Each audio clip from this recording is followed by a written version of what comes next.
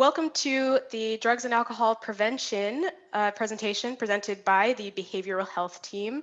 There are many reasons for doing this presentation today, but some scenarios to consider going on currently is that we're in the middle of a pandemic, COVID-19. We are sheltering in place. There are a lot of restrictions. A lot of us haven't seen our family, including myself, for a long time. The other piece to it too, though, is that alcohol is socially acceptable. And because it's socially acceptable and even in some circumstances expected, it's hard to determine when it becomes a problem. The other piece is that we want to talk about drug addiction because drugs are legal.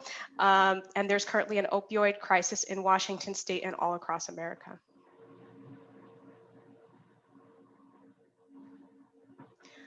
But first, introductions. We are the Behavioral Health team. My name is Makini Soveral. Hi, I'm Sarah Hoagland. We are part of Student Success Services here at Renton Technical College, and we provide free and short-term behavioral health counseling to current students. And right now it's telehealth. Yes, and free means absolutely free to you as a student here at the college. The college, being part of the college means that you have free, no insurance required, no copay needed, no driver's license needed to see, completely free. And then also confidential means that we will not talk about anything that you tell us. It is kept secret from everybody except for us. So everything that you say to us will not be shared with your teachers or the deans or anyone else. It is confidential. And while we are licensed mental health counselors, we are not substance abuse counselors. That requires studying and education, degree, credentials, all of that. We respect that boundary. So while we do want to provide this information, we do also want to let you know that we do not provide drug and alcohol counseling. However, if you do need a referral for services or you want to process your feelings around being a family member or a friend of somebody struggling with addiction, we can help you process that. So our agenda for today is to define what addiction is, to review some symptoms that are surrounding addiction, to talk about the risks, to chat about how to help friends and family who may be struggling with addiction, to review resources, to talk about how to destigmatize addiction, and then one of the most important things, talk about prevention. So what is addiction? According to the American Society of Addiction Medicine, addiction is a treatable chronic medical disease involving complex interactions among brain circuits, genetics, the environment, and an individual's life experiences. People with addiction use substances or engage in behaviors that become compulsive and often continue despite harmful consequences. And because we are mental health counselors, we also want to provide the mental health perspective or definition of it as well from the Diagnostic Statistical Manual, which is the mental health diagnosis book that most of us use. And that definition is: people with addiction or severe substance use disorder have an intense focus on using certain substances, such as alcohol or drugs, to the point that it takes over their life. And the highlight of both definitions is that it is a compulsion that continues in spite of consequences. So that's really our focus for today. I think one other thing that we wanted to make sure that people know about is that addiction is more than just drugs and alcohol. There are several different kinds of addiction, such as gambling or caffeine addiction, which is recognized by the Diagnostic Manual for therapists. But the thing that we're focusing on here today specifically are drugs and alcohol. So the other thing we want to talk about is kind of differentiating. So what is use? Use is social, it's infrequent, it's low intake, it does not affect work, school, or relationships negatively. So how much alcohol is healthy? According to the CDC, women can have 1 drink and men can have 2 drinks per day. We also wanted to make sure that we provided a table that kind of shows each drink in comparison for what is 1 drink. A lot of people do not understand the concept of what is one specific drink. And so we wanted to make sure, like McKenny was saying, that we had this picture. 1 drink of beer is 12 fluid ounces. 1 drink of malt liquor is 8 to 9 fluid ounces. 1 drink of wine is only 5 ounces.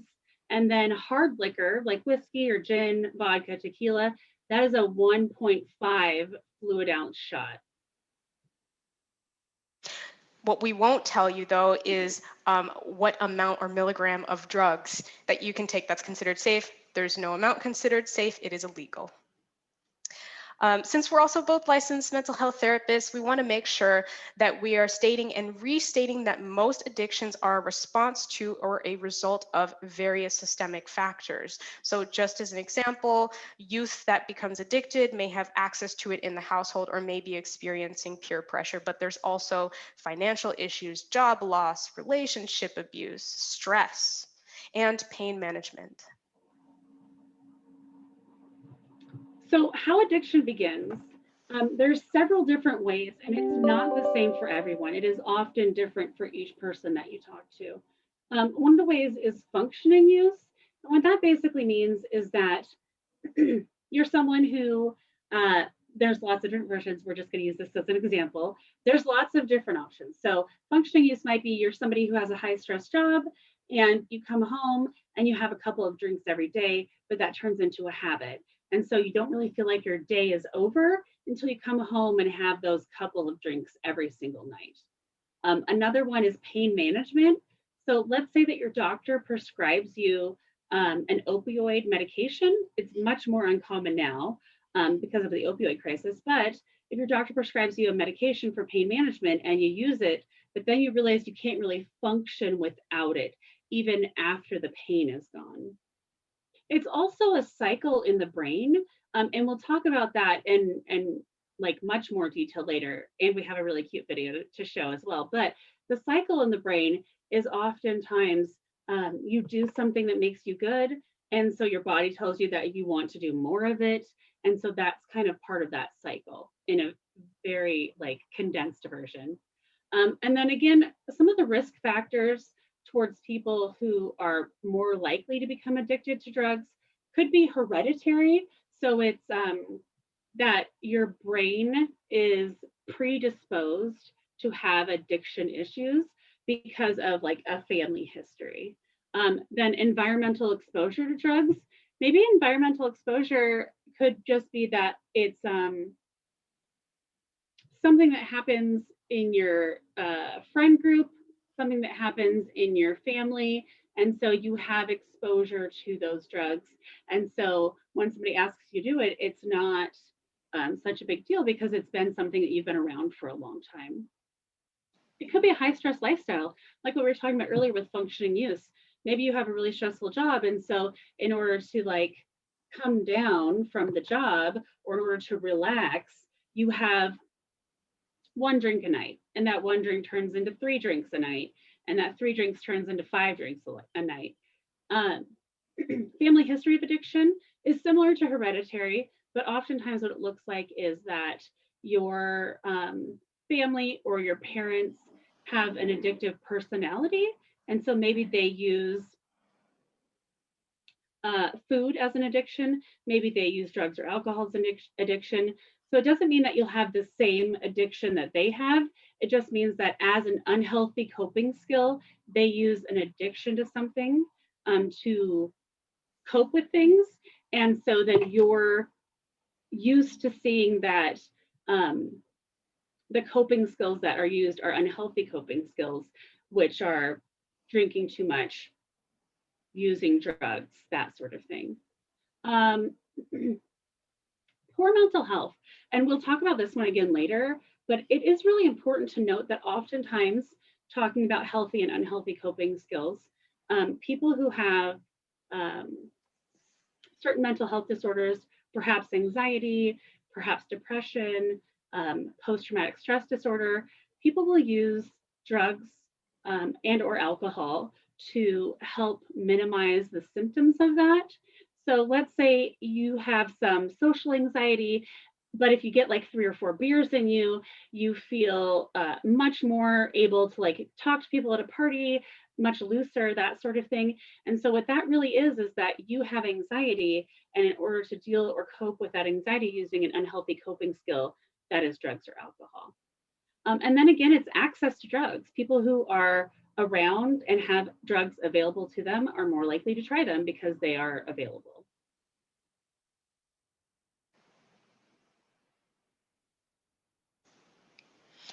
As Sarah was talking about, there are a lot of risk factors to experiencing or suffering from addiction. So this slide is really to just drive home that there is no one particular look or personality for addiction. So if we use the word substance use or addiction, you may have an image that comes to mind. We all have biases. So we all may think of certain things. For example, you may think of somebody who's homeless or jobless, but you may be surprised who ends up in rehabilitation centers. Assuming who is and isn't experiencing addiction or likely to experience addiction can skew our understanding of who can fall victim to substance use and addiction and abuse. And it can lead us to overlooking those who may actually need help. McKenny and I were talking about this earlier, and we were both talking about like the bias that we have that we don't even think about people who have these issues. And it's really interesting because the opioid crisis is such a big deal because people were prescribed medication from their doctors. And oftentimes these people have jobs, they have homes, and they have families. Or people who have addiction to Adderall. Those people are often people who are a lot of times we see it with people who are maybe like in school and are just trying to study for this last final or something like that. And so McKinney and I really wanted to make sure that we had this slide on here because it is important to know that addiction affects every walk of life, all people in all cultures, all socioeconomic status. We all probably know someone who has an addiction to something. So the effects of drug use look really similar to mental health symptoms. So just as an example, somebody using a depressant like alcohol or an opioid may appear tired or very relaxed, or even look or sound depressed. Someone using cocaine may seem manic or hyper or anxious or have trouble sleeping. So these are kind of symptoms that we want you to be aware of and how they look really similar to psychological diagnoses.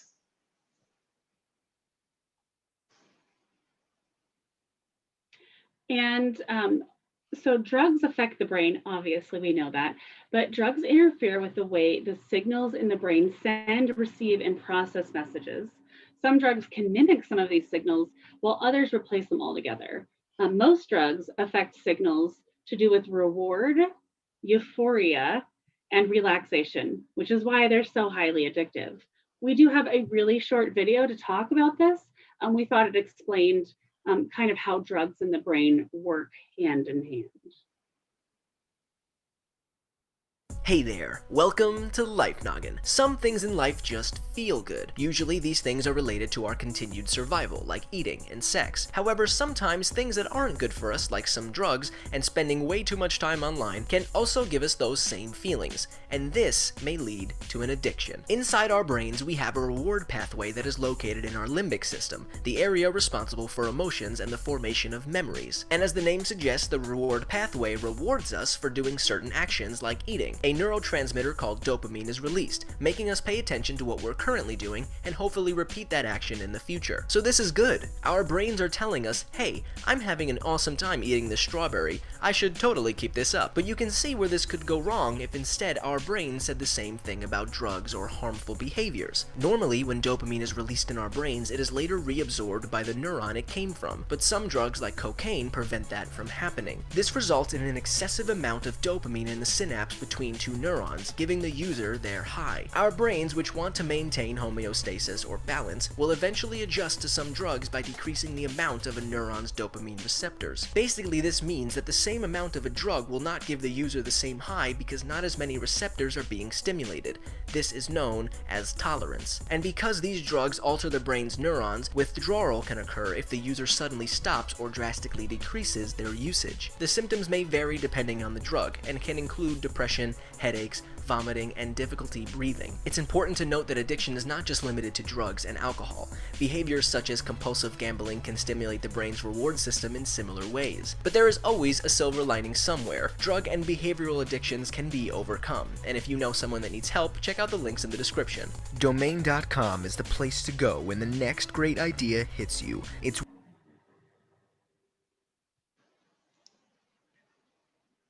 So drugs have lasting effects on the body if it's used or abused. It can affect how you think over a time. It can affect your memory.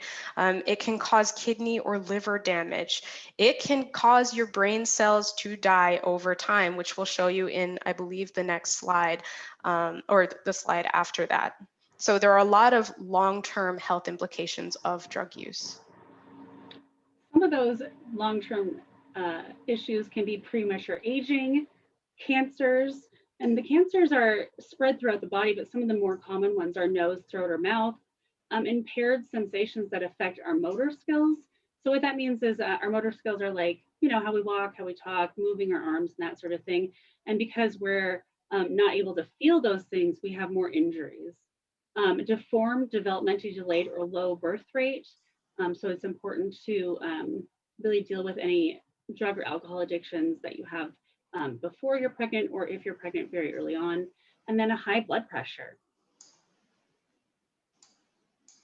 And we wanted to give you a visual representation of everything that we're describing. So as you see in the picture, you have the brain of somebody who has not been using drugs, and on the right side, somebody who is experiencing alcoholism long term. What you're seeing, likely this person has some confusion or memory loss. They may have paralysis of the nerves that control eye movement.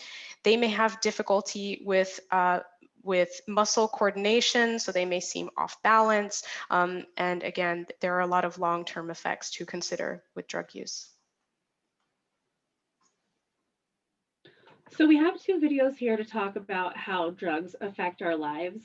And we thought it was really important for us to share both of them. They're both really short. And then afterwards, in the next slide, we've got an opportunity for us to have a discussion about it. And I think, were we showing this one first? Mm-hmm. Okay. Some scary new numbers released earlier this week show the opioid crisis is getting worse, and that means the burden on the Office of the Chief Medical Examiner is growing, and so are the numbers of families dealing with the loss of a loved one. Tonight, News 8's Jackie Slater joins us live with one father's story of loss and what needs to be done to help with the crisis. Jackie. And Darren, 539 fatal overdoses here in the state in the first 6 months of this year. The chief medical examiner says we can expect to double that number by year's end. Now, we hear these numbers, these statistics, but each and every one of those people has a story. And in this case, it's the story of an 18-year-old whose life was cut tragically short. Skylar Paige Northup, smiling at her high school graduation in June of 2016. A ball of energy, always on the go. Never stop moving, never stop talking. Just 6 months later, Skylar would become one of Connecticut's youngest victims of the opioid epidemic. I left my house at about 2:30 to go shopping with my girlfriend and my son. And we stopped and had pizza. And I kept trying to reach her on her cell phone, and I wasn't getting a response. And so I just said, I gotta go home. And when I got home, I found her. Charles Northup says his daughter died from an overdose 2 days after coming home from rehab. About a week before Halloween, she actually, well, we finally found a way to get her into a rehab center. And she spent time in rehab up until December 2nd she came home. And that was a Friday night when she came home. Skylar was one of 917 people to die in the state last year from an accidental drug overdose. This year, the number of fatal overdoses is expected to climb to more than 1,000. This is actually kind of our main nerve center. Prompting Senator Blumenthal to visit the state medical examiner's office today, an office overwhelmed by the number of victims they must examine. I have concern for the staff. They're doing more numbers than they should, which can affect quality, but also can affect their well-being. I mean, it's a stressful work. There can be burnout. Chief Medical Examiner Dr. James Gill says budget cuts have hit them hard. Currently, there are only 7 medical examiners on staff. They need 9. We do like to interact a lot with the families and let them know what our findings are. And because of our short staff, we can't always reach out. Normally, we would like to call them up when we finally certify the death and let them know, but sometimes we can't do that because we're so busy. And that was the case with Skylar. A death certificate in the mail revealed her cause of death, the medical examiner's office finding both heroin and fentanyl in her system. Charles choosing to share his daughter's story in hopes it saves someone else. Tell me what it took from your daughter. Her dreams, her youth. She had a strong desire to continue on with school, and it'll never happen. It took her family away from her. It replaced her family to a degree. It's scary. Senator Blumenthal says he will be asking for federal funding to help get the medical examiner's office up to full staff. As for Skylar's story, there is a lot more to it, and we have the full interview with her father on our website, WTNH.com. Live in News 8 Control, Jackie Slater, News 8. Some scary new numbers released earlier this week. So I think that video is the first one we wanted to share. And then we have the secondary video over here that we're going to watch. And then again, the next slide, we'll have some conversation about those videos. The first time I tried heroin, not only did I like it, I loved it. And it just gave me a sense of peace that I didn't have to worry about stuff anymore. I just wanted to be free of worrying about stuff all the time. You know, I was a correctional officer at the Maryland Pen, and that's when my disease started. It's a stressful place, and a lot of the correctional officers there used. I wasn't even thinking normal. I had to use because I got to go to work, and I realized that I was sick. My mother was an open person, so she told the family, you know, Joy is sick, so we have to support her. Now I realize the stress I put them under, for them to see me that way. But when you're caught up in the disease, you can't see nothing but your pain. I didn't want anybody to look down on me. I didn't want to disgrace my family. So I just faked it. I figured long as I looked good, and I went to work every day, and I wasn't hurting anybody. That's what I thought. The people I admired the most, and still do today, is my mother and my grandmother. You know, my grandmother was the wisest person I ever met. My mother was the strongest person I ever met. I was raised with my great-grandmother, my grandmother, and my mother. I got to run from person to person, getting love, and everybody telling me I'm wonderful. We lived around a lot of woods and unexplored areas. I love going in the woods and finding new things to do. I had a German Shepherd. She used to come in the woods with me. I felt safe because she wasn't going to let anything happen to me. I was lost in the disease of active addiction for 30 years. I saw me.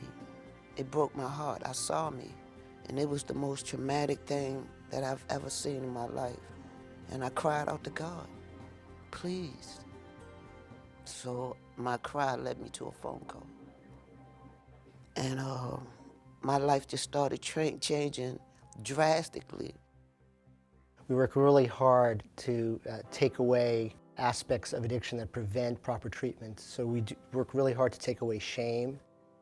We often fail to realize how much social circumstance impacts how people take care of themselves or how they address their health care. So it's putting together a team of people who have insight into the fact that when we take care of patients, we have to address all aspects, and especially their social setting. Now I'm a peer recovery coach at Hopkins Bayview. So I see people sick just like, I remember when sometimes, most of the time, their pain fills the room. I talk to them, I inspire, you know, and try to encourage and let them know where I come from. You know, it's possible. And the young people, I try to let them know that you don't have to waste 30 years. You can do it now.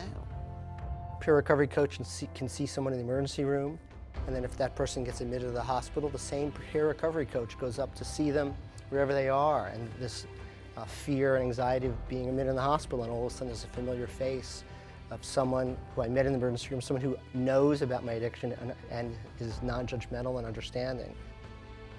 I say I'm free all the time from the disease of addiction because I'm free to choose. I didn't have a choice when I was using. And I'm free to make my dreams come true. See, I'm truly free today. You know, I'm free to love because now I'm learning how to do it because I didn't know how to before. So, I mean, it's not the sky's the limit, the sky and beyond.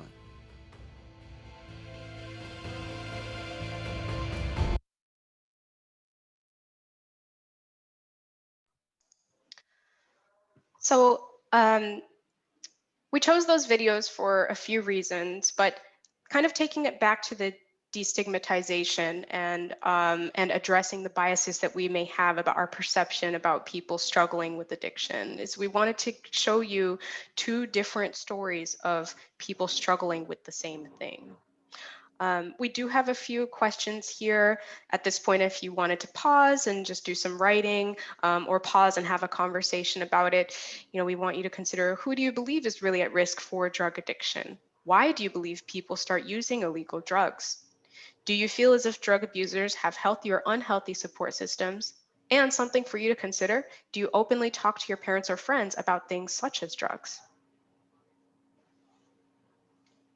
These questions, again, aren't meant for anything besides self-reflection and consideration. And if you are interested in talking to us about your thoughts about this, or just continuing the conversation, we're happy to have that conversation with you. So feel free to reach out and we, McKenny or myself, can have this conversation with you. So there are some signs that you could notice that a friend or family member might need some help. And so some of those things are decrease in hobbies, an increase in use. You may not know that the use is increasing, but maybe you're noticing that they're not doing the things they used to like to do. They're hanging out with you less. Let's say they used to love to play video games, they're playing video games less or something like that. They need to use or drink prior to doing things. So maybe there's a social situation, or they're going to work, or they have something important going on, and they say, "Oh, I'm just going to have a quick drink real quick to like ease my nerves before this."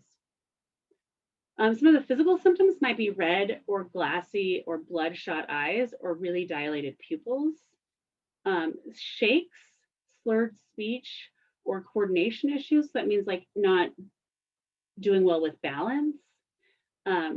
And then sudden weight loss or weight gain. If the person is not exercising more, is not watching what they eat, and suddenly they're losing a lot of weight, that could be a sign that something is going on.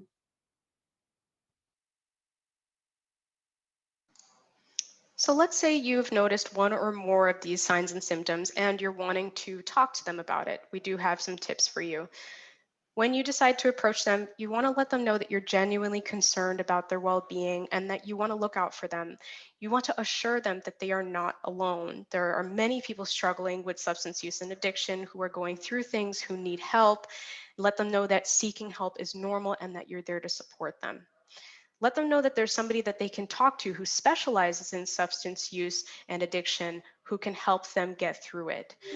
And we're going to provide some contact information towards the end of the presentation. So let them know that there are helpline numbers that they can call at the drop of the hat. Like they just need to talk to somebody, they can pick up the phone and talk to them right away.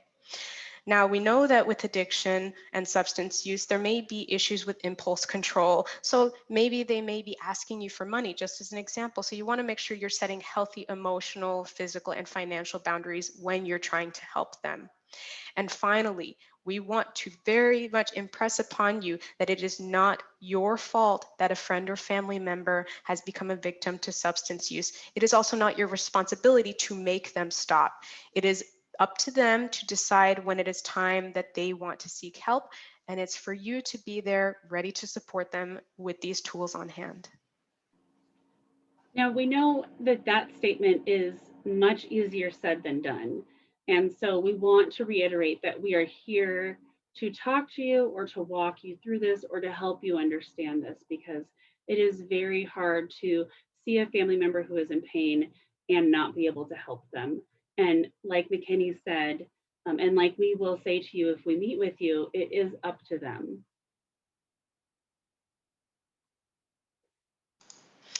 The other piece we want to talk about is the decriminalization of drugs and the impact. So we have seen from the 80s up until now, the response to addiction has been incarceration. And as mental health professionals, we have to say that prison is not a rehabilitation center. There are places where people can go to receive long-term treatment or short-term treatment, or go to groups in order to recover from addiction. We know that marijuana has been legalized in Washington State from I-502 in 2012, but we want to tell you as Renton Technical College students or staff or faculty that it is still federally illegal, which means that while you can use it, there may be drug screenings in employment or when you're seeking employment. So it's really, we just wanted to make sure that we kind of made this statement.